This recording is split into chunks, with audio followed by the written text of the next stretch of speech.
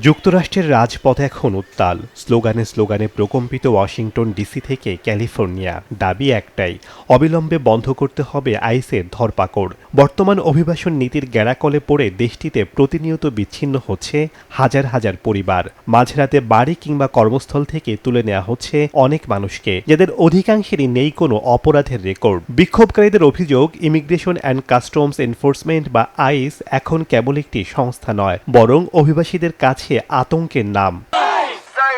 আইসের detention সেন্টারগুলোতে শিশুদের পরিবার থেকে আলাদা করা এবং মৌলিক সুযোগ সুবিধার অভাব নিয়ে সরব হয়েছে মানবাধিকার সংস্থাগুলো। অনেক জায়গায় বিক্ষোভকারীরা আইসের অফিসের সামনে অবস্থান ধর্মঘট পালন করছেন, এমনকি পুলিশের সাথে ধাওয়া পাল্টা ধাওয়ারও ঘটনা ঘটছে।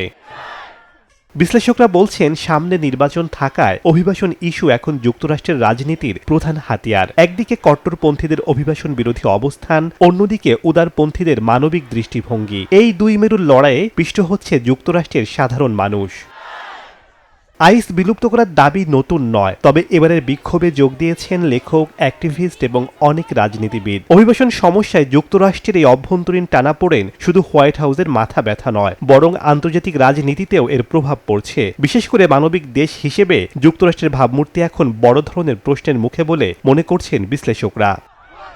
শেখ সাদি মারজান, সময় সংবাদ।